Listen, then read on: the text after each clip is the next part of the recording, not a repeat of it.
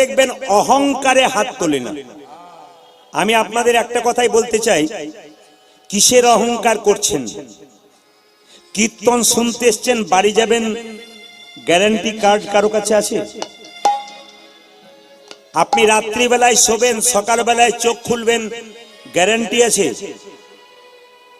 যদি সকালবেলায় চোখ খোলেন তবে আপনার সকাল হবে, না খুললে আপনার পরকাল হবে। ট্রেন আসবার সময় সিগন্যাল দেয়, আমরা জানতে পারি ট্রেন আসতে পারে, কিন্তু মানুষ মরে যাবার সময় কোনো সিগন্যাল দেয় না, কে কখন চলে যাবে কেউ জানে না। বুদ্ধিমান ব্যক্তি কোনোদিন অহংকার করে না, অজ্ঞান ব্যক্তি অহংকার করে। আমি আপনাদের বুঝিয়ে দিই কিসের অহংকার করছেন। আপনি কি জন্ম পেয়েছেন? আস্তে, আপনি কি জন্ম পেয়েছেন? আপনাকে জন্ম দিয়েছে একজন, আপনার মা। আপনি কি শিক্ষা পেয়েছেন? আপনাকে শিক্ষা দিয়েছে অন্যজন। আপনি কি চাকরি পেয়েছেন? আপনাকে চাকরি দিয়েছে অন্যজন। আপনি শেষের দিনে যখন শ্মশান ঘাটে যাবেন তবে কি নিজে যেতে পারবেন? আপনাকে নিয়ে যাবে অন্যজন। আপনার বলতে কি সব তো অপরে। শুধু তাই নয়, বুদ্ধিমান ব্যক্তি কেন অহংকার করে না? এদিকে টাকা পয়সা রোজগার করছেন পেটে খাবার জন্য, গাড়ি বাড়ি টাকা পয়সা করছেন, সবকিছু করছেন, গাড়ি বাড়ি সবকিছু টাকা পয়সা রোজগার করছেন, কিন্তু বলুন তো ভগবান একটা জিনিস দিচ্ছে, ওটা টাকা দিয়ে কিনতে পাওয়া যায়? এখন পাওয়া যাচ্ছে। সেটার নাম কি? অক্সিজেন। করোনা চলাকালীন অক্সিজেন সিলিন্ডারে কত দাম, পাওয়া যাচ্ছিল না। আচ্ছা, ভগবান যে অক্সিজেনটা দিচ্ছে, এদিকে তাকান, তার কোনো বিল দেন আপনারা? জোরে বলুন হ্যাঁ না না। তার কোনো বিল দেন? আচ্ছা, প্রত্যেকের নাকের মধ্যে যদি একটা মিটার বসিয়ে দেওয়া হয়, এই বিল দিদি সরকার শোধ করতে পারবে না, দাদা সরকার শোধ করতে পারে না, আমেরিকার বারাক সরকার শোধ করতে পারে না, অন্য দেশের সরকার শোধ করতে পারে? যে বিলটা তারা দিতে পারবে যদি নাকের মধ্যে মিটার বসানো। একটি ইলেকট্রিক কারেন্ট বিল বেশি চলে এলে আমাদের মাথা খারাপ হয়ে যায়। দিনের বেলায় এমন একটা বল ভগবান জ্বালিয়ে দিয়েছে, সব বল দিনের বেলায় বন্ধ হয়ে গেছে, ওর বিলটা কোনো সরকার দিতে পারবে? তাহলে আপনার বলতে কি আছে? হরে কৃষ্ণ। একটা বাচ্চা জন্ম নেবে, কি খাবে এ কথা আপনারা কেউ ভেবেছেন? হরলিক্স, ল্যাকটোজেন, ন্যাস্ট্রোজেন কিনে এনেছেন জন্মের আগে? না, ভগবান মায়ের স্তনদুগ্ধে এমন মধুভাণ্ড দিয়েছে যা পৃথিবীর কোথাও পাওয়া যায় না। আশ্চর্যতম সৃষ্টি। এদিকে মায়ের দুধটা খুব গরম নয় যাতে বাচ্চার জিভ পুড়ে যাবে, একবারে হিসাব মতো করা আছে। মায়ের দুধটা খুব ঠান্ডা নয় যাতে বাচ্চার সর্দি লেগে যাবে। মায়ের দুধটা খুব টক নয় যাতে বাচ্চার অম্ল হবে। মায়ের দুধটা খুব মিষ্টি নয় যাতে বাচ্চা সুগার হবে। মায়ের দুধটা খুব ঠান্ডা নয় যাতে বাচ্চা সর্দি হবে। নদীর মধ্যে দিলেন জল, গাছের মধ্যে দিলেন ফল, আমাদের জন্য তিনি এত কিছু করে পাঠালেন, আপনারা তার জন্য কি করলেন? এই বিচার বোধ যার আছে তিনি মানুষ, আর এই বিচার বোধ যার নাই তিনি মানুষ কুলে জন্মগ্রহণ করলেন কিন্তু মনুষ্যত্বের বিকাশ হলো না। এই জন্য আপনাদের কাছে নিবেদন রইল, বাবা ছোট্ট একটা কাহিনী আপনাদের সামনে বর্ণনা করবো, একটু মন দিয়ে শুনবেন, একটু জোরে বলবেন, যদি কেউ বলতে পারেন খুশি হব। নিমাই কবার বিয়ে করেছিল? জোরে বলুন। দুবার। প্রথমবার বিয়ে কার সঙ্গে? মা লক্ষ্মীপ্রিয়া। দ্বিতীয়বার বিয়ে কার সঙ্গে? বিষ্ণুপ্রিয়া। লক্ষ্মীপ্রিয়া সাপে কেটে মরে গেল। বিষ্ণুপ্রিয়ার বয়স 14 বছর, যখন নিমাই সন্ন্যাস নিল 24 বছর। আপনাদের এখানে যে মেয়েটা ক্লাস 9-এ পড়ে, ওই মেয়েটার বয়স হিসাব মতো 14 বছর। ওই 14 বছরের মেয়েটা পৃথিবীর ইতিহাসে নাম রেখে গেল, জগৎকে শিখিয়ে দিল স্বামী ভক্তি কাকে বলে। আপনারা শিখে নিন স্বামী ভক্তি কাকে বলে। আজকালকার মেয়েদের স্বামী ভক্তি তো নিউ ডিজাইনের, বলবো না বাদ দিয়ে দেবো। বাবারা বলছেন বলুন বলুন, আপনি না বললে চলবে না। আর মায়েরা এমনি করছে, আমি তো বুঝতে পারছি। 2-4 জন যখন বললাম বলবো আজকালকার মায়ের, 2-4 জন মা বলছে একবারে বলবেন না, আমি বলেই যাব, না বলে যাব না। এই দিকে তাকাবেন, আজকালকার মেয়েদের ভালোবাসা নিউ, এইদিকে নিউ ডিজাইনের। শ্বশুর মশাই শাশুড়ি মা সামনে বসে আছে আর মেয়েটি স্বামীর নাম ধরে ডাকছে, এই তাপস, কি ডিজাইনের ডাক। যেন ঠাকুমার নাতিকে ডাকছে, লজ্জা করছে না একটু? অন্যান্য ধর্মীয় সম্প্রদায়ের মধ্যে যেটা নাই আমাদের মধ্যে সেটা আছে। আমরা যে কোন ধর্মের লোক পরিচয় দিই হিন্দু বলে, পরিচয় হিন্দু বলে দিই, কিন্তু হিন্দুত্ব আমাদের মধ্যে নেই। আমরা সবাইকে নকল করে করে চলেছি, আমাদের ধর্মটাকে ত্যাগ করতে শুরু করেছি। এইদিকে তাকাবেন, যে যেখানে বসে আছেন মায়েরা, বিষ্ণুপ্রিয়ার স্বামী ভক্তির কথা একটু আপনাদের বলে দিই। যে যেখানে বসে আছেন, নিমাই যখন 24 বছর বয়সে সন্ন্যাস নিয়ে চলে গেল, বিষ্ণুপ্রিয়া তখন 14 বছরের মেয়েটা প্রত্যেক দিন ভোরবেলায় ঘুম থেকে উঠে গঙ্গায় স্নান করে ভিজে কাপড়ে ভোর 4টে থেকে সন্ধে 6টা পর্যন্ত হরে কৃষ্ণ হরে কৃষ্ণ। কত বয়স বললাম জোরে বলুন? 14 বছর। হাসলে হবে না, আপনার বাড়ির মেয়েটার 14 বছর বয়স মানে ক্লাস 9-এ পড়ে। গ্রীষ্ম শীত, এই যে মাঘ মাসের শীতের বেলা, সেই সময় ভোরবেলাতে 4টের সময় স্নান করে ভিজে কাপড়ে কাঁপতে কাঁপতে ঘরে হরে কৃষ্ণ হরে কৃষ্ণ হরে কৃষ্ণ। পাশের বাড়ির একটা মেয়ে জানলা থেকে বলছে, এ প্রিয়া, ভিজে কাপড়টা ছেড়ে দিতে পারিস না? মরে যাবি যে রে কৃষ্ণ কৃষ্ণ বলে। মেয়েটি তখন কেঁদে কেঁদে বলছে, দিদি, আমার মা আমাকে শিখিয়ে দিয়েছে আমি সহধর্মিনী। স্বামী যদি ধর্ম করে, স্ত্রী যদি সাহায্য না করে, ওকে সহপাপিনী বলে। স্বামী যদি ধর্ম করে, স্ত্রী সাহায্য করে, ওকে সহধর্মিনী বলে। চিন্তামণি পতিতা মেয়ে ছিল, বিল্লমঙ্গলকে কৃষ্ণ চরণে পাইয়ে দিয়েছিল। রামী রজকিনী মেয়ে ছিল, চণ্ডীদাসকে পদকর্তা তৈরি করেছিল। রামকৃষ্ণ দেবের স্ত্রী সারদা মা রামকৃষ্ণ দেবকে পরমহংস তৈরি করেছিল। জয়দেব পদ্মাবতীকে ভালোবেসেছিল, পদ্মাবতী জয়দেবকে গোবিন্দ চরণে পাইয়ে দিয়েছিল। নারী যদি নারীর মতো হয়, পুরুষ উপরে ওঠে। নারী যদি আনারী হয়, পুরুষ নিচে নেমে যায়। আমার স্বামী যদি কৃষ্ণ বলে কেঁদে যায়, আমি যদি কৃষ্ণ বলে না কাঁদি, আমার স্বামীর যে কৃষ্ণ কৃপা হবে না। এই দিকে তাকাবেন, সারা জীবন কৃষ্ণ বলে কাঁদলো, মেয়েটা বলছে তুই খাবি না? না। আপনার তো দিনের মাথায় 3 বার 4 বার খান, আমার দিকে তাকান। 14 বছরের মেয়েটা দিনে একবার খেত। কি করত? সকাল থেকে সন্ধে পর্যন্ত একটা করে ধান নিত, হরে কৃষ্ণ নাম করত, ধানটাকে খুঁটে করে চাল বের করত। সকাল থেকে সন্ধে পর্যন্ত যে কটা হরিনাম কুটিত চাল হতো, গঙ্গা থেকে জল এনে একবার সেদ্ধ করে খেত। এর নাম বিষ্ণুপ্রিয়া। ত্যাগ নইলে ভগবান পাওয়া যায় না। প্রত্যেকটা মানুষের জীবনে ত্যাগ ছাড়া ভগবানকে পাওয়া যায় না। ত্যাগ দরকার আছে, নইলে গোবিন্দ পাবেন না। এই যে আজকে আপনারা জলের ধারে বসে আছেন, ত্যাগ করেছেন। আপনারা বহু দূরে দাঁড়িয়ে আছেন, ত্যাগ স্বীকার করছেন, নইলে গোবিন্দকে পাওয়া যায় না। তবে হ্যাঁ, ভোজবাড়িতে যারা আগে আসে তারা তো আগে জায়গা পায়, আপনারা পেয়ে গেছেন। তবে আপনারা মন দিয়ে শুনে নেবেন, 14 বছরের মেয়েটা বিষ্ণুপ্রিয়া কাঁদছে কৃষ্ণ কৃষ্ণ বলে, আর গৌর হরি কাঁদছে কৃষ্ণ কৃষ্ণ বলে। সন্ন্যাসের পরে একবার মহাপ্রভু এসেছিল অদ্বৈতের বাড়িতে। আমি যে বই থেকে বলছি, যারা বইপত্র পড়েন, বইটার নাম হচ্ছে চৈতন্য চরিত গ্রন্থ, জীব গোস্বামী পাদের লেখা। পরিষ্কার করে লেখা আছে, একবার নিমাই সন্ন্যাসের পরে অদ্বৈতের বাড়িতে এসেছিল।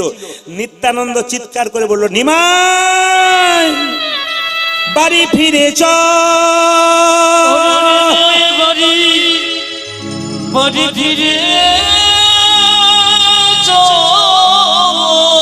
নিমাই, তোর মা যে পাগলিনী হয়ে গেছি ভাই। বিষ্ণুপ্রিয়া কেঁদে কেঁদে আছাড় খেয়ে পাগলিনী হয়ে গেছে। একবার বাড়ি ফিরে চল, নইলে আমি যে সামলাতে পারছি না, চল। নিমাই বলল, দাদা, উত্তর দেবেন আপনারা, একসঙ্গে উত্তর দেবেন, বলবো খুশি হব।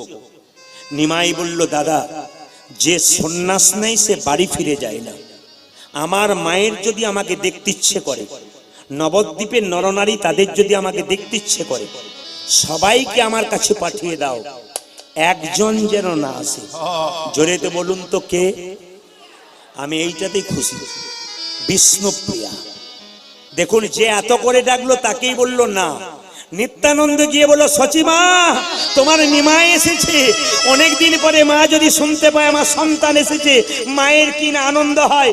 ও বৌমা, তাড়াতাড়ি কাপড়টা পরে নাও আমার। নিত্যানন্দ বলল, দাঁড়াও। প্রভু সবাইকে ডাকলো, প্রিয়াকে ডাকে নাই। বিষ্ণুপ্রিয়া ছাড় খেয়ে মাটিতে পড়ে গেল। কেঁদে কেঁদে বলল, ভগবানকে যখন ভক্ত যাকে ভগবান ভক্তের মাথায় বিরহের বোঝা চাপিয়ে দেয়, কিন্তু ভক্ত যদি সেই বিরহের বোঝা নিয়ে একবার ভগবানের চরণ প্রান্তে যেতে পারে, ভগবানকে ভক্তের দাস হয়ে যেতে হয়। আমি যাব না, যদি দরকার হয় ভগবান নিজে আসবে। সচী মাতা চলে যায়, নবদ্বীপের মেয়েরা চলে যায় নিমাই দেখতে। ও মায়েরা, মেয়েরা মেয়েদের শত্রু, কাটা ঘায়ে নুনে ছিটা দিতে ভালোবাসে। সবাই দেখতে যাচ্ছে দলে দলে নিমাইকে। বিষ্ণুপ্রিয়া আছাড় খেয়ে কাঁদছে। মেয়েরা চিৎকার করে বলছে, এ প্রিয়া, এ প্রভু সবাইকে ডাকলো আর তোকে ডাকলো না। এ প্রিয়া, এ প্রভু সবাইকে ডাকলো আর তোকে ডাকলো না। তোর মতো ভাগ্যহীনা আছে কজনা? বিষ্ণুপ্রিয়া 14 বছরের মেয়েটা উত্তর দিল কেমন দেখুন। কি বললি? আমাকে ভাগ্যহীনা? আমার মতো ভাগ্যবতী আছে কজনা? বলে কেন? যাকে দেখবার জন্য হাজার হাজার মানুষ চলে যায়, সে তো হাজার হাজার মানুষের নয়, সে তো আমার মানুষ। আমার মানুষকে দেখবার জন্য যদি হাজার হাজার মানুষ চলে যায়, তবে আমার মতো ভাগ্যবতী কজনা? যাকে দেখিবার জন্যে, যাকে দেখিবার জন্যে হাজার হাজার মানুষই চলে যায়, সে তো হাজার হাজার মানুষের নয়, সে তো আমার মানুষ। আমার মানুষকে দেখবার জন্যে যদি হাজার হাজার মানুষই চলে যায়, আমার মতো ভাগ্যবতী কজন? তুই যাবি না? না। তুই যাবি না? না। কেন? ভক্ত ভগবানকে ডাকলে ভগবান ভক্তের কাছে যায়, ভক্ত ভগবানের কাছে যায় না। প্রমাণ কি? অহল্যা পাষাণ হয়েছিল, রামকে ডেকেছিল, রাম অহল্যার কাছে গিয়েছিল, অহল্যা তো রামের কাছে যায় নাই। ডাকার মতো ডাকলে আমার বিশ্বাস আছে একদিন তিনি আমার কাছে আসবেন। এসেছিল। চৈতন্য চরিত গ্রন্থে আপনারা সবাই পড়বেন, দেখতে পাবেন। অনেকেই জানেন, এই ভুল ধারণা হয়ে আছে যে নিমাই সন্ন্যাসের পরে বিষ্ণুপ্রিয়ার কাছে আসে নাই। সবাই নীরব ভাবে দর্শন করুন, আমার দিকে তাকান। একদিন রাত্রি 12টার সময় বিষ্ণুপ্রিয়ার দরজায় নিমাই ধাক্কা দিচ্ছে। প্রিয়া, প্রিয়া, এইদিকে, প্রিয়া, প্রিয়া। ছোট্ট 14 বছরের মেয়ে ঘুমিয়ে পড়েছে। প্রিয়া, প্রিয়া। কে? আমি এসেছি। তুমি কে? চিনতে পারো না? আমি তোমার প্রাণনাথ এসেছি। নিমাই বহুদিন পরে স্বামী এসেছে বলে স্ত্রী কি করছে দেখুন। ঘুম থেকে উঠে মাথায় কাপড়টা নিয়ে তাড়াতাড়ি দরজাটা খুলতে যাবার আগে বলছে, স্বামী আমি দরজা খুলতে পারি, তার আগে একটা প্রশ্নের উত্তর দাও, তবে দরজা খুলবো। কি? যে ভগবানকে ডাকে তাকে সারা জীবন কাঁদতে হয় কেন?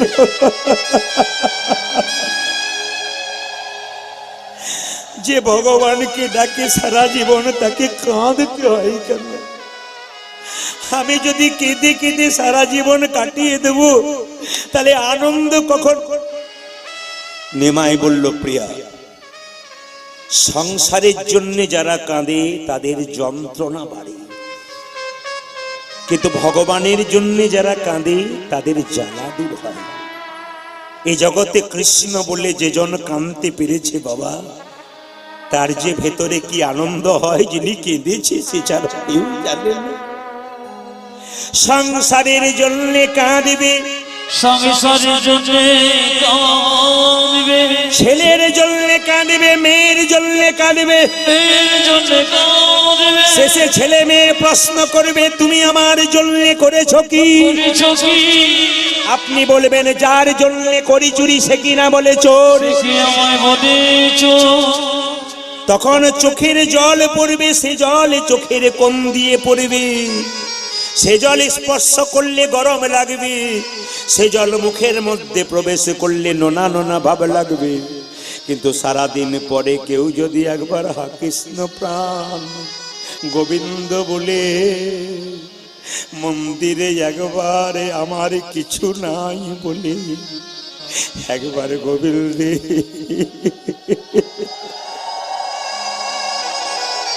একবার গোবিন্দের চরণে ধরে যে জল কাঁদিতে পারে, ভগবান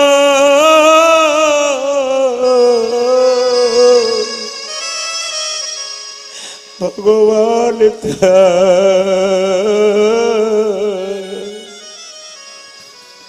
তার হয়ে যা তোমরা কাঁদো কাঁদো কৃষ্ণ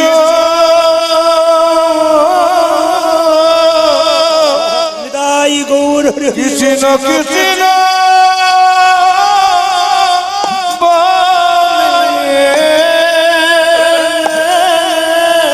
উলধ্বনি হরি ওগো তোমরা কাঁদো কাঁদো কৃষ্ণ রাধে রাধে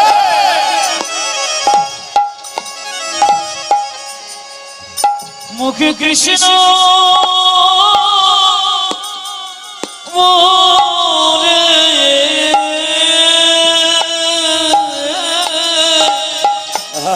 মুখে হরি বলে বাহু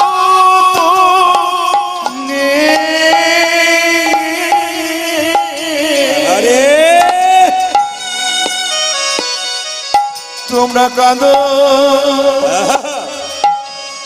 কাঁদো কৃষ্ণ কৃষ্ণ আপনাদের কাছে নিবেদন রইল, ভগবানের জন্য যখন কাঁদবেন চোখ থেকে জল পড়বে, চোখের মাঝ দিয়ে পড়বে। সে জল গরম হবে না শীতল হবে, সে জল মুখের মধ্যে প্রবেশ করলে মিষ্টি মিষ্টি ভাব লাগবে। বিষ্ণুপ্রিয়া দরজাটা খুলেছে, আমার দিকে তাকান। বিষ্ণুপ্রিয়া দরজাটা খুলেছে। নিমাই বলল, একই প্রিয়া, দরজাটা খুলে তুমি মাথায় কাপড়টা এমনি করে নিয়েছো কেন? আমার দিকে তাকাও। তুমি তাকাবে না? না। অভিমান হয়েছে? না। সন্ন্যাসের সময় সবাইকে বলেছিলাম, তোমায় বলিনি বলে অভিমান হয়েছে? না। অদ্বৈতের বাড়িতে এলাম, সবাইকে ডাকলাম, তোমাকে ডাকলাম না বলে অভিমান হয়েছে? না। তবে আমার দিকে তাকাচ্ছ না কেন? বহুদিন পরে স্বামী যদি স্ত্রীর কাছে আসে, স্ত্রী কি স্বামীর দিকে তাকায় না? মেয়েটি কেঁদে কেঁদে বলল, স্বামী, কোন স্ত্রীর না ইচ্ছা হয় বহুদিন পর স্বামী এলে তার মুখের দিকে তাকাই, কিন্তু আমি তাকাতে গিয়েও তাকাতে পারি না। কেন জানো? আমি সাধুগুরু বৈষ্ণবের মুখে শুনেছি, যে একবার সন্ন্যাস নেয় তাকে নারী মুখ দেখতে নাই। আমার মতো হতভাগিনীর মুখ দেখিয়ে আমি তোমার সন্ন্যাস ধর্ম নষ্ট করে দিতে চাই না। নিমাই বলল, প্রিয়া, তোমার মতো পত্নী যদি ঘরে ঘরে হয়, প্রতিটি পতি গোবিন্দের চরণে পায়। কিছু চাইবে না? চাইবে। কিছুই চাইবে না। বহুদিন পরে স্বামী স্ত্রীর কাছে এলে স্ত্রীর কোনো চাওয়া পাওয়া থাকে না? আমার কোনো চাওয়া পাওয়া নাই। কিছুই চাইবে না? না। কেন? ভগবানকে যে প্রতিরূপে পেয়েছে তার আবার চাইবার কি আছে? স্বয়ং জগতের নাথকে যে প্রতিরূপে পেয়েছে তার আবার চাইবার কি আছে? প্রভু, তোমার খরম যুগল দাও, ওই খরম যুগল নিয়ে আমি তোমার মন্দিরে তোমার নাম করতে করতে আমি বিলীন হয়ে যাব। যদি কেউ যান নবদ্বীপে, তাহলে দেখবেন মহাপ্রভুর মন্দিরে বিষ্ণুপ্রিয়া খরম যুগল বুকে নিয়ে ভগবানের নাম করতে করতে বিলীন হয়ে গেছে। রামচন্দ্র কত বছরের জন্য বনবাসে গিয়েছিল? জোরে বলবেন। 28 ও 14 বছর। যাক, ভাগ্যিস আপনারা এসেছিলেন, নইলে আমি জানতে পারতাম না। তো 14 বছরের জন্য রামচন্দ্র বনবাসে গিয়েছিল। আস্তে একটা একটা করে শুনবেন। আমি আপনাদের কাছে নিবেদন রাখছি, দুপুর বেলা তো একটু গন্ডগোল হতেই পারে, কিন্তু আপনাদের উত্তর 24 পরগনা বড় শান্তির জায়গা। আমি কালকে ব্যারাকপুরে গাইছিলাম, এর চাইতে প্রচুর ভক্ত, কিন্তু একটা টু শব্দ নেই, একবারে স্থির। 7:30টায় কীর্তন আরম্ভ হয়েছিল, একবারে স্টপ। তা আপনাদের এই জায়গাগুলো খুব ভালো। আমি কাঠিয়ার ঘোষপাড়াতে এসেছিলাম, আগামীতে ওনারা চাপ দিচ্ছেন, প্রভু কদ্দূর কি করে আমি জানি না, চেষ্টা করব। আপনাদের কাছে নিবেদন রইল, যিনি ত্রেতা যুগের রামচন্দ্র, তার ভাই লক্ষণ, সে আবার দাপরে রামচন্দ্র হয়ে গেল কৃষ্ণ, আর লক্ষণ হয়ে গেল বলরাম। এখন প্রশ্ন হবে, যিনি ভাই তিনি পরের জন্মে দাদা হলেন, আর যিনি দাদা পরের জন্মে ভাই হলেন কেন? কর্মের মাধ্যমে ভাই দাদা হয়, দাদা আবার ভাই হয়। প্রমাণ দিয়ে যাই। রামচন্দ্র 14 বছর পর যখন বনবাস থেকে ফিরে এলো মা, রামচন্দ্র যখন সিংহাসনে বসলো রাজা হবার জন্য, তখন একজন কিন্তু ছাতা ধরে তার পাশে দাঁড়িয়েছিল। কেউ বলতে পারবেন তার নাম কি? লক্ষণ। আস্তে। লক্ষণ ছাতা ধরে দাঁড়িয়ে আছে। হঠাৎ রামচন্দ্রের অভিষেক হচ্ছে, আনন্দে অযোধ্যাবাসী মাতোয়ারা হয়ে আছে। সেই সময় লক্ষণ ছাতাটাকে ধরে কাঁপতে কাঁপতে মাটিতে লুটিয়ে পড়ল। লুটিয়ে পড়ে এমন ঘুমিয়ে পড়ল, রামচন্দ্রের মনে বড় রাগ হলো। লক্ষণ, আমি বুঝতে পেরেছি, আমি রাজা হলাম ওটা তোমার সহ্য হলো না। তোমার যদি এতই মনের ইচ্ছা ছিল আগে বলতে পারতে তুমি রাজা হবে, আমার রাজত্বের কোনো লোভ নেই। তা তুমি কেন অজ্ঞান হয়ে পড়ে দিলে? তার মানে তুমি একটা কিছু করে দেখাতে চাইলে, মানে তোমার খুব কষ্ট হলো আমি রাজা হলাম বলে। তখনও কিন্তু লক্ষণ অচৈতন্য অবস্থায় পড়ে আছে।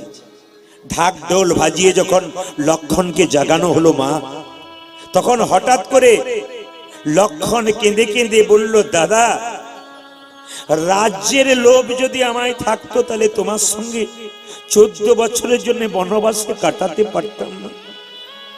আমার রাজ্যের লোভ নাই, আমি 14 বছর ঘুমাই নাই, আজকে আমার চরম ঘুম এসেছে তাই আমি ঘুমিয়ে পড়েছিলাম। রামচন্দ্র বলছে, চুপ করো, আমার বিশ্বাস হচ্ছে না, তুমি 14 বছর ঘুমাও নাই। রামচন্দ্রের গুরুদেব বশিষ্ঠ মুনি উঠে বলল, রামচন্দ্র, তুমি পূর্ণ ভগবান হতে পারো, কিন্তু তোমার চাইতে লক্ষণের কৃতিত্ব অনেক বড়। বলে কেন? রামচন্দ্র আমাদের লক্ষণ 14 বছর ঘুমায় নাই। লক্ষণ বলে দাও তুমি 14 বছর ঘুমাওনি কেন? লক্ষণ বলল, দাদা, যেদিন 14 বছরের জন্য প্রথম বনবাসে গেলাম, সেদিন একটা পর্ণ কুটির তৈরি করে সীতামা তুমি ভেতরে ঢুকে গেলে, আমি দরজায় প্রহরী হয়ে দাঁড়িয়েছিলাম। নিদ্রা দেবী ছুটে এসেছিল আমার চোখে ভর করবার জন্যে। নিদ্রা দেবীকে আমি বান মারবার জন্য তৈরি হলাম। নিদ্রা দেবী আমার চোখে এলে তোমায় আমি হত্যা করব। নিদ্রা দেবী কেঁদে কেঁদে বলল, লক্ষণ, তুমি আমায় মেরো না। তুমি যদি আমায় মারবে তাহলে পৃথিবীর মানুষ সব পাগল হয়ে যাবে। আমি নিদ্রা দেবী যদি মরে যাই, কারো চোখে ঘুম আসবে না, সবাই পাগল হয়ে মরে যাবে। কি দরকার আছে? আমি কথা দিলাম, কি করতে হবে আমায় বলো। লক্ষণ বলল, নিদ্রা দেবী, এই 14 বছর আমি বনবাসে থাকবো, এই 14 বছর তুমি আমার চোখে ভর করবে না, কথা দাও, তবে তোমায় ছেড়ে দেবো। নিদ্রা দেবী কথা দিল, 14 বছর আমি তোমার চোখে ভর করব না, কিন্তু একটা দিন তোমার চোখে ভর করব, যেদিন 14 বছর পর বনবাসে যাবে, রামচন্দ্র রাজা হবে, সেদিন আমি তোমার চোখে ভর করব, তুমি কথা দাও। দাদা কথা দিয়ে কথা রেখেছিল বলে নিদ্রা দেবী আজকে আমার চোখে ভর করেছে, তাই আমি তাকাতে পারলাম না, ঘুমিয়ে পড়লাম। সঙ্গে সঙ্গে রামচন্দ্র বলে, লক্ষণ, তুমি যে এতটা ত্যাগী আমি আগে জানতাম না। সঙ্গে সঙ্গে লক্ষণ বলছে, দাদা, আমি 14 বছর নারী মুখ দর্শন করি নাই। চুপ করো। 14 বছর সীতার কাছে তুমি ছিলে বনবাসে, আর তুমি নারী মুখ দর্শন করো নাই? না। ছুটে এলো একজন, হনুমান। লক্ষণ কাকা 14 বছর নারী মুখ দর্শন করে নাই, প্রমাণ কেউ থাক, আমি আছি। তুমি? হ্যাঁ। যেদিন সীতা হরণ হলো, রাবণ সীতাকে হরণ করে নিয়ে যাচ্ছে, তখন সীতা যেতে যেতে কানের দোল, মাথার মুকুট, নাকের নথ, গলার হার, হাতের বালা সব রাস্তায় ফেলতে ফেলতে যাচ্ছিল। হনুমান সেগুলোকে কুড়িয়ে এনে যখন লক্ষণের কাছে দেখিয়েছে, লক্ষণ কাকা, মা সীতা হরণ হয়ে গেল, এই দেখো মায়ের গলার হার, চিনতে পারলাম না। এই দেখো মায়ের মাথার মুকুট, চিনতে পারলাম না। এই দেখো মায়ের কানের দোল, চিনতে পারলাম না। এই দেখো মায়ের হাতের বালা, চিনতে পারলাম না। এই দেখো মায়ের চরণের নুপুর, চিনতে পেরেছি। আমি যে 14 বছর সীতা মায়ের মুখের দিকে তাকাই নাই, আমি চরণের দিকে তাকিয়েছিলাম, তাই চিনতে পেরেছি। রামচন্দ্র চোখে জল এলো, বাহ, লক্ষণ বলল, দাদা আমি 14 বছর কিছু খাই নাই। এ কি করে সম্ভব? একটা মানুষ 14 বছর না খেয়ে থাকতে পারে? বলছে আমি 14 বছর খাই নাই। তা তুমি যে 14 বছর খাও নাই, যা 14 বছরে ফল তো জড়ো হয়ে আছে, তুমি আমায় দেখাও হিসাব করে। কিছু মনে করবেন না মায়েরা, খুব ধীরে, কিছু মনে করবেন না।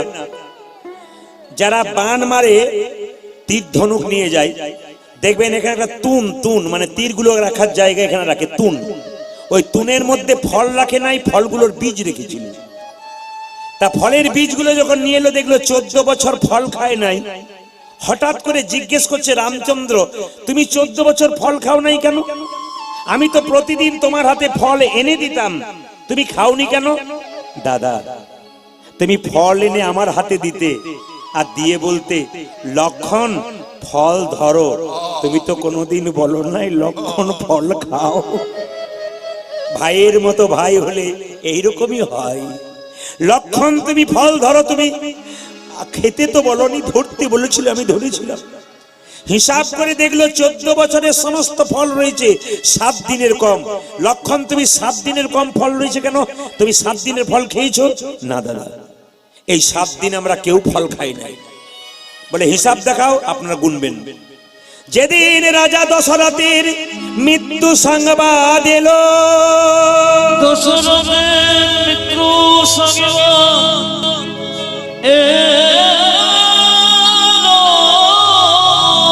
সেই দিন আমরা কেউ ফল খাই না।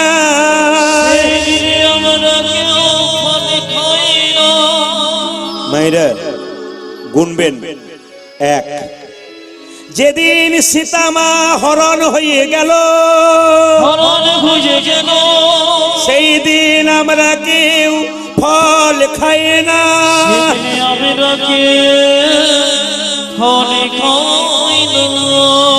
কদিন হলো? জোরে বলুন, কদিন হলো? 2 দিন। যেদিন রাবণ সীতা মায়া সীতা তৈরি করে সীতার মস্তকটাকে ছেদন করে সোনার থালায় এনে ধরেছিল, সেই দিনে ভাবলাম মা সীতাকে হত্যা করে দিল। সেই দিন আমরা কেউ ফল খাই নাই।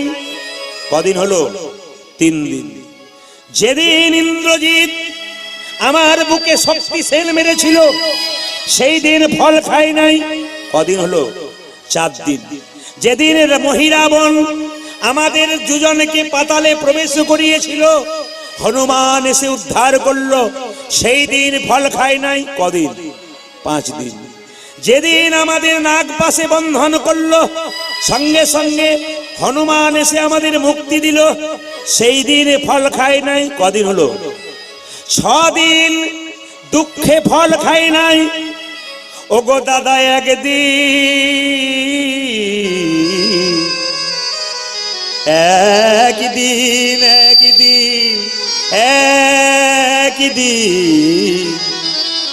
একদিন আনন্দে ফল খাই না।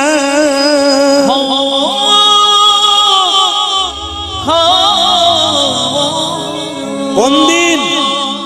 যেদিন রাবণকে বধ করে সীতামাকে উদ্ধার করলে, আনন্দে কিছু খাই নাই। সারাদিন আনন্দে মেতেছিলাম। রামচন্দ্র লক্ষণের হাত দুটো ধরে বলছে, লক্ষণ তুই যদি আমার ভাই না হতিস, তবে তোর পা দুটো জড়িয়ে ধরে একবার প্রণাম করতাম। তবে এই যুগে তো হলো না। আগামী দাপরে আমি রামচন্দ্র কৃষ্ণ হব, তুই হবি বলরাম। অন্তত দাদার মতো সেবা তো করতে পারবো। কলিযুগে আমি হব গৌর, তুই হবি নিতাই চাঁদ। অন্তত দাদা বলে তো ডাকতে পারো। মায়েরা, জন্ম হোক যথা তথা, কর্ম যেন ভালো হয়। আমাকে একজন বাসায় গিয়ে প্রশ্ন করলেন, প্রদীপ বাবু এই যে আজকে কি পালা হবে? আমি জিজ্ঞেস করলাম, পালা তো আমি জানি না। আপনি পালা জানেন না? বলে না। তাহলে কি জানেন? বললাম আমি লীলা জানি। কীর্তনের পালা হয় না মায়েরা, নাটকের পালা হয়, যাত্রার পালা হয়, কীর্তনের লীলা হয়। পালা আমাদের জীবনে দুটো হয়, একটি আষাঢ় আর একটি, জোরে বলুন, একটি আষাঢ় আর একটি, এবার ঠান্ডা মাথায় বলুন তো, যারা কীর্তন শুনতে এসছেন তাদের কোন পালা শেষ হয়েছে, আষাঢ়টা না যাওয়ারটা? জোরে বলুন। বাকি আছে কোনটা? পাওয়ার কমছে কেন? অনেকে ভয়ে বলছে না যাবে না বলে। জোরে বলুন, বাকি আছে কোনটা? জোরে বলুন, বাকি আছে কোনটা? বাকি আছে কোনটা? এতই যদি বুঝছেন যাওয়ারটা বাকি আছে, তাহলে সাদা চুলে গোদরেজ মাখছেন কেন? যদি বুঝছেন, দেখবেন শ্মশান ঘাটে যখন মরা নিয়ে যাচ্ছে, বলো হরি, বলো হরি, এও প্রণাম করছে, আমিও প্রণাম করছি। আর কি ভাবছি বলুন তো, ও বোধ হয়ে গেল, আমি বোধ হয়ে যাবো না। দেখে নেবেন আপনারা, এইটাই আমাদের নিয়ম। কিন্তু যিনি হেলতে দুলতে যাচ্ছেন তিনি শিখিয়ে দিয়ে গেলেন যে তোমার মতো আমিও সংসারে এসেছিলাম, আমাকে দেখে শিখে নাও, আমার মতো তোমাকেও একদিন হেলতে দুলতে চলে যেতে হবে। আজকে যে লীলাটি আপনাদের সামনে গাইব, একবার শব্দ না করে, আপনারা যে দেখতে পাচ্ছেন এই বাতাসা প্রসাদ, আজকে কমিটির ভাইরা বা ঘোষ মহাশয়ের পরিবার থেকে এক গামলা বাতাসা দিয়েছে। আপনারা সবাই বাতাসা প্রসাদ পাবেন। একটা ছোট্ট কথা বলি, আপনারা, আমি তো বীরভূমের মানুষ, আমি বীরভূমের মানুষ, আপনারা উত্তর 24 পরগনার মানুষ, কিন্তু জেনে নিন বর্ধমান জেলা যদি আপনারা কেউ যান, গয়াকাশী বৃন্দাবন যাচ্ছেন, বর্ধমান জেলা গেলে দেখতে পাবেন শ্রীখণ্ড বলে একটা গ্রাম আছে। ওখানে গোপীনাথের হাতে অর্ধেকটা পাথরের নাড়ু আছে, পাথরের গোপীনাথ। ছোট্ট রঘুনন্দন 5 বছর বয়সে গোপীনাথকে নাড়ু খাইয়েছিল। এই নাড়ু প্রসাদ কীর্তনের শেষে আপনারা নিয়ে যাবেন, আমার দিকে তাকান। এই নাড়ু প্রসাদ কীর্তনের শেষে মায়েরা নিয়ে যাবেন কিভাবে? আপনারা কাপড়ের কোণে বেঁধে নিয়ে যাবেন। কি বললাম? কাপড়ের কোণে বেঁধে নিয়ে যাবেন।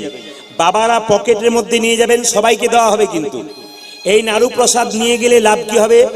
বাড়ির যে বাচ্চাটা খুব চঞ্চল, পড়াশোনায় মতি নাই, খালি ছটফট ছটফট করে, আপনি একবার প্রমাণ দেখে নেবেন। রঘুনন্দন লীলা যারা পড়াশোনা করেছেন, বৃহস্পতিবার দিন রঘুনন্দনের জন্ম হয়েছিল। কি বার বললাম? জোরে বলুন। বৃহস্পতিবার। সেই দিন কিন্তু বাড়িতে একটা পুজো ছিল, পুজোটা হচ্ছে সরস্বতী পুজো। বৃহস্পতিবার সরস্বতী পুজোর দিনে রঘুনন্দনের জন্ম হয়েছিল। এই রঘুনন্দনের লীলাটির নাম হচ্ছে ভক্ত রঘুনন্দন গোপীনাথকে নাড়ু খাওয়াবে বৃহস্পতিবার। আপনারা এই প্রসাদটা বাড়ি নিয়ে গিয়ে বৃহস্পতিবার, মানে আজকে বৃহস্পতি, আগামী বৃহস্পতিবার দিন সকাল থেকে শুরু করবেন। বাচ্চাকে স্নান করাবেন, তুলসী মন্দিরে বসাবেন, বসিয়ে কি করবেন? আপনি শুভ্র পোশাক পরে স্নান করে তুলসী গাছে জল দিয়ে একটা তুলসী পাতা তুলে একটুখানি বাতাসা নিয়ে জয় গোপীনাথ জয় গোপীনাথ 3 বার বলে কপালে দিয়ে মুখে দেবেন। দেখবেন বাচ্চা 1 বছরের মধ্যে কৃষ্ণ ভক্ত হয়ে যাবে। কতদিন দেবেন মা? প্রতি বৃহস্পতিবার 1 বছর দেবেন। সারা জীবন দিতে পারলে ভালো। ছেলেকে 1 বছর দিন, দেখুন আপনার লাভ হয় কিনা, পরে ফোন করে বলবেন। হাজার মানুষ ফোন করে বলেছে ভক্তি ভরে দিলাম বাবা, কাজ হয়ে গেছে। 2 নম্বর, দেখবেন যিনি খুব অসুস্থ, কষ্ট পাচ্ছে, ডাক্তারি চিকিৎসায় ভালো হচ্ছে না, আপনারা প্রমাণ দেখে নেবেন। এই প্রসাদটা নিয়ে গিয়ে তুলসী পাতার সঙ্গে জয় গোপীনাথ বলে 3 বার তার মুখে দেবেন, দেখবেন অনেক কষ্ট দূর হয়েছে। বাড়িতে টাকা পয়সা গাড়ি বাড়ি সবার আছে, একটা জিনিস নাই, শান্তি। এই শান্তি প্রতিষ্ঠা করতে গেলে আমার দিকে তাকান, আমি দেখাচ্ছি। এই বাতাসাটা নিয়ে গিয়ে গুঁড়ি করে, সবাই তাকান আমার দিকে, এই বাতাসাটা নিয়ে গিয়ে এই যে গুঁড়ি করে পড়ছে, তুলসী গাছের নিচে আপনি গুঁড়ি করে বৃহস্পতিবার দিন দেবেন। প্রতিদিন বাড়ির সবাই স্নান করার পর একটা করে কর্তব্য থাকবে, প্রত্যেকেই স্নান করে এই কর্তব্য, স্নান করে যেমন খেতে হয়, কর্তব্য থাকবে স্নান করে 1 ঘটি করে জল তুলসী মন্দিরে দেবেন। দেখে নেবেন প্রতি বৃহস্পতিবার দিন এই বাতাসারা তুলসী গাছের নিচে দিলে আপনার বাড়িতে 1 বছরের মধ্যে শান্তি ফিরে আসবে। একবারে প্রমাণ আছে। আজকে কীর্তন শেষে বাতাসা প্রসাদ আপনাকে দেবো। মায়েরা, ছেলের জন্য মা কি না করতে পারে। স্বামী বিবেকানন্দ বলেছেন, আমার মা আমাকে পাওয়ার জন্য বেনারসে শিব মন্দিরে বারবার মাথা ঠুকেছিল বলে তো আমার মতো ছেলে পেয়েছিল। মাকে বহু কষ্ট করতে হয়, তবে ভালো সন্তান পাওয়া যায়। এই জন্য ছেলের মঙ্গলের জন্য, ছেলের অসুখ বিসুখ যাতে না হয়, ছেলে যেন সুস্থ থাকে, কৃষ্ণ ভক্ত হয়, তার জন্য এই বাতাসা প্রসাদ আপনারা করজোরে বসে ভক্তি ভরে শ্রবণ করে শেষে নিয়ে যাবেন। প্রশ্ন করবেন প্রদীপ বাবু, একটা কি আধটা বাতাসা পাবো, সারা বছর চলবে কি করে? আমি বুদ্ধি দিয়ে দিচ্ছি। আপনারা বৃহস্পতিবার দিন বাড়িতে 1 কেজি বাতাসা হরির লুট দেবেন তুলসী মন্দিরে। বাচ্চাদেরকে দেবেন 500-700 মতো, আপনি কৌটোতে রাখবেন। ওই বাতাসাটা নিয়ে গিয়ে কৌটোতে মিশিয়ে দেবেন, যে বাতাসাটা যে পাবেন। আপনি 1 বছর চালিয়ে যান, ব্যাস। দেখুন আপনার বাড়িতে পরিবর্তন। একবার প্র্যাকটিক্যাল করে দেখুন লাভ হয় কিনা। যত জায়গায় গিয়েছি সবাই বলেছে লাভ আছে, আপনাদের নিশ্চয়ই লাভ হবে। আপনারা শুনে নিন। কিন্তু আপনাদেরকে একটা কথা বলি, এদিকে সকালবেলায় ঘুম থেকে উঠে দরজাতে আপনারা কি দিন? জোরে বলুন, হা না না। কি দিন? জল। আচ্ছা, জলের সঙ্গে আপনারা কি দিন? কিচ্ছু দেন না। কিন্তু শাস্ত্র বলছে সকালবেলায় ঘুম থেকে উঠে দরজাতে জলের সঙ্গে একটু গোবর দিতে হয়। যে যেখানে বসে আছেন তত্ত্বগুলো শুনবেন। আচ্ছা মায়েরা, গোবরটা দেবেন কেন? মাটি দিলে হতো না? শুধু জল দিলে হতো না? বলছে একটা গাভীর শরীরে 33 কোটি দেবদেবী আছে, একজন জায়গা পায়নি, তার নাম মা লক্ষ্মী।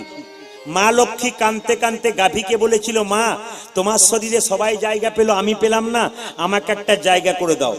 স্বয়ং মা লক্ষ্মী গাভীর গোবরের মধ্যে গিয়েছিল, ওই জন্য গোবর লক্ষ্মী। তাই সকালবেলায় যে দরজাতে গোবর জল ছাড়া দেয় তার বাড়িতে লক্ষ্মীর আসা যাওয়া হয়। এখনকার মেয়েদের, আপনাদের এখানকার জন্য বলি না, আমাদের ওখানে জন্য গোবর শুনলেই মাথা খারাপ হয়ে যায়। এইদিকে এইদিকে, এই দেখুন, আজ আসতে আমি গ্রামে বাস করি, এখন একটু বাজারে এলাম মাত্র, কিন্তু জেনে নিন আমার গ্রামের মেয়েরা সকালবেলায় ঘুম থেকে উঠে গাভী ঘর থেকে বের করে, আমার দিকে তাকাবেন, গাভী বের করে, গোয়াল পরিষ্কার করে দেয়, গাভীকে ধুইয়ে দেয়। কলকাতা থেকে কোন একটা মেয়ে একটা কুকুরকে কোলে নিয়ে আমাদের গ্রামে মাসির বাড়ি বেড়াতে গেছে, তখন আমাদের পাড়া গ্রামের মেয়েরা যারা গোবর পরিষ্কার করছে, গাইকে ঘর থেকে বের করছে, ও দিদি এ তোমরা গ্রামের মানুষ এখনো গেঁয়ো হয়ে রইলে, সকালবেলায় খালি গাই গরু নিয়ে কারবার, গোবর নিয়ে কারবার। আর আমি দেখো কেমন টমকে নিয়ে ঘুরে ঘুরে বেড়াচ্ছি, মানে কুকুরটার নাম দিয়েছে টম। কি বলছে দেখুন, আমি দেখুন কেমন টমকে নিয়ে ঘুরে ঘুরে বেড়াচ্ছি। আপনাদের গাই গরু নিয়ে কারবার আর আমার টম নিয়ে কারবার। তখন পাড়া গ্রামের মেয়েটা কেমন উত্তর দিচ্ছে দেখুন, দিদি আমরা সকালবেলায় গাই গরু নিয়ে কারবার করি, আমরা গায়ের দুধের চা খাই, তুমি নিশ্চয় কুকুর নিয়ে কারবার করো, কুকুরের দুধের চা খাও। দামি কথা বলেছি, ঠিক বলেছি, মানে জয়সা কি তেইসা না দিলে কাজ হবে না। আচ্ছা মায়েরা এইদিকে তাকাবেন, সবাই মন দিয়ে শুনবেন। বাড়িতে লক্ষ্মী যদি থাকে, মাথায় রাখবেন একা লক্ষ্মী বাড়িতে কেউ রাখবেন না। প্রতিটি আসরে দেখতে পাচ্ছি বাবাদের চাইতে মায়েদের সংখ্যা বেশি। মায়েদেরকে বুঝিয়ে দিই, বাড়িতে লক্ষ্মী আপনারা একা রাখবেন না। যার বাড়িতে একা লক্ষ্মী তার বাড়ি চঞ্চলা হয়ে যায়। যেখানে লক্ষ্মী এবং নারায়ণ রাখবেন, লক্ষ্মী শান্ত থাকে। অনেকে বলে না পয়সা পাতি আসছে দাদা হাতে রইছে না, এগুলো বলার কারণ কি? একা লক্ষ্মী, লক্ষ্মী চঞ্চলা হয়ে যায়। প্রমাণ দিয়ে দিই, আপনাদের গ্রামে অনুষ্ঠান হচ্ছে, বাড়িতে অনুষ্ঠান হচ্ছে, মেয়েকে জামাইকে নিমন্ত্রণ করলেন, বলুন তো মায়েরা, মেয়ে এলো জামাই যদি না আসে, তাহলে আপনি মেয়েকে যতই ভালো খাবার দেন, মেয়ে কি বলবে? কি জানি এলো না, তাহলে কি পেস্টিজে লাগলো নাকি, না কি ব্যাপার, কি যে হলো বাবা। যতই খাবার দিন, খাবারে মন থাকবে, জোরে বলুন, মন কোথায় থাকবে? জোরে বলবেন। তাহলে লক্ষ্মী যদি একা থাকে, নারায়ণকে না রাখেন, যতই লক্ষ্মীকে পুজো করুন, মন কিন্তু চঞ্চল হয়ে যায়। একা লক্ষ্মী রাখবেন না। এবার দাদা ভাইয়েরা যারা এখানে কীর্তন শুনতে এসছেন, অনেকে ব্যবসা করেন। আচ্ছা বলুন তো, দোকানের ওপরে লেবু লঙ্কা টাঙান না? জোরে বলুন, হা না না। অনেককে জিজ্ঞেস করি লেবু লঙ্কা টাঙান কেন? ঠাকুর মশাই টাঙিয়ে দিয়েছে, আমার জানার দরকার নেই, জানতে আপনাকে হবে। লেবু লঙ্কা টাঙান কেন? বাড়ির দোকানে যদি লক্ষ্মী ঢুকে যায় তার দোকান চলে, অলক্ষ্মী ঢুকে গেলে দোকান বন্ধ হয়ে যায়, চাবির তালা বন্ধ করতে হয়, ব্যবসা বন্ধ হয়। তাহলে অলক্ষ্মী যাতে না ঢোকে তার জন্য কি করতে হবে? লক্ষ্মীর প্রিয় খাদ্য কি? মিঠাই। অলক্ষ্মীর প্রিয় খাদ্য কি? টক আর ঝাল। যদি আমার বাড়িতে 10,000 টাকা রাখা আছে, আপনি খবর পেলেন, বাড়ির ভেতরে ঢোকার কি দরকার? যদি দরজাতে আমি টাঙিয়ে রাখি, ওখান থেকে নিয়ে পালিয়ে গেলেন, আপনার কাজ হয়ে গেল। এখন অলক্ষ্মী ঢুকতে গিয়ে দেখলো লেবু লঙ্কা দরকার, আমার টক আর ঝাল, ও যদি দরজার সামনে পেয়ে যায়, আর ভেতরে ঢুকবে না, বাইরে বাইরে পালিয়ে যাবে, ওই জন্য লেবু লঙ্কা বাইরে টাঙানো হয়। একটু লক্ষ্য করবেন মায়েরা। আচ্ছা বলুন তো, লক্ষ্মীর জন্ম কোথা থেকে? কারো জানা আছে লক্ষ্মীর জন্ম কোথা থেকে? লক্ষ্মীর জন্ম হচ্ছে সমুদ্র থেকে। একটু বিচার করে বলবেন, লক্ষ্মী দেখতে সুন্দরী, তার বাহনকে? জোরে বলুন, একটু জোরে বলুন। পেঁচা। আচ্ছা মায়েরা, মেয়ে দেখতে যায়, তখন অনেকে বলে আহা মেয়ে তো নয়, যেন লক্ষ্মী দেখে এলাম। আবার অনেকে দেখে যায়, মেয়ে তো নয়, যেন পেঁচা দেখে এলাম। আচ্ছা তাহলে লক্ষ্মী দেখতে সুন্দরী, পেঁচা খারাপ, তাহলে লক্ষ্মী দেখতে সুন্দরী, বাহন পেঁচা রাখলো কেন? প্রত্যেকটার মধ্যে তত্ত্ব আছে। বাহনটা পেঁচা রাখলো কেন? আচ্ছা মায়েরা কিছু মনে করবেন না, লক্ষ্মী পুজো কি বার করেন আপনারা? বুধবার দিন। বৃহস্পতিবার, আচ্ছা আচ্ছা বেশ। বৃহস্পতিবার দিন লক্ষ্মী পুজো করেন, কি বলেন? এসো মা লক্ষ্মী বসো মা ঘরে, আমার ঘরে থাকো মা অন্ধকার আলো করে। আচ্ছা আচ্ছা মায়েরা, লক্ষ্মীকে ধন চাইলেন, লক্ষ্মী যদি আপনাকে ধন দিল, এইদিকে লক্ষ্মী যদি ধন দিল, এখানে লক্ষ্মী বলতে চাইছে দিয়ে ধন দেখে মন, কেড়ে নিতে কতক্ষণ। তুমি যদি ধনবান হলে পেঁচা দিনে